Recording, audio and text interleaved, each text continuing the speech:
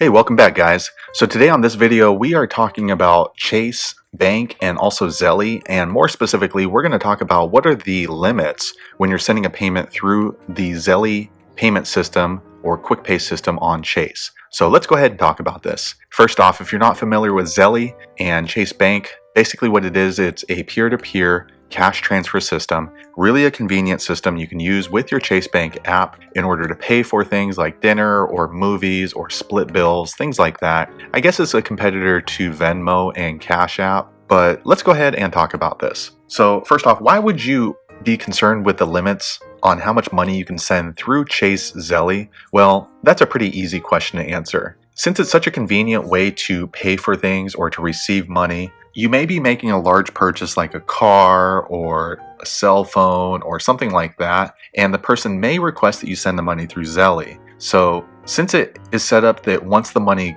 leaves your account, it's pretty much gone, ZELLE and Chase have set up limits on the amount that you can send, probably for security reasons. That's just my best guess. If you happen to know a better reason why, be sure to leave a comment below. But let me go ahead and open up the Chase app right now. And if you don't have the Chase app already, be sure to check the video description. I'll try to leave a referral link there, or you can just easily download it in the App Store or Google Play. It's blue and white and it's named Chase. So I'm going to open that now. All right, I went ahead and opened up my Chase right now. And this is the app. So where do you find the information for limits?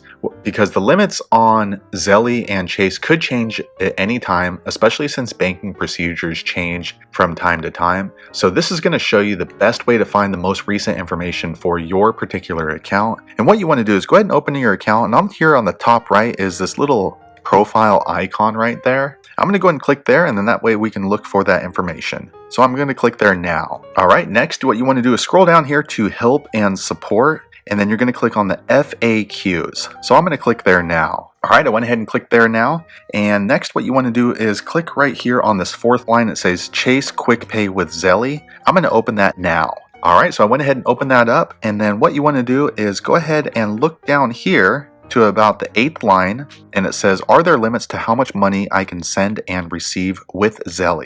So I'm going to click there now and we can open that up. All right, so here is the most recent information according to Chase. And since they are the ones who set up the guidelines for the Chase ZELLE, you want to be sure to check here because again, those limits can change from time to time. So here it says right here, for personal Chase checking accounts or Chase liquid cards, you can send up to $2,000 in a single transaction and up to $2,000 a day, but no more than $16,000 in a calendar month. So what does that mean? That means today you can go ahead and send up to $2,000 through ZELLE, and then another $2,000 tomorrow, another $2,000 after that, all the way up to 8 days. Now after the 8th day, then you will not be able to use the Chase ZELLE bank for the next calendar month. So that amount changes if you are a Chase private client or private banking client. It looks like they can send up to $5,000 in a single transaction and up to $5,000 a day and $40,000 a month. Business accounts also have an increased amount, $5,000 per transaction,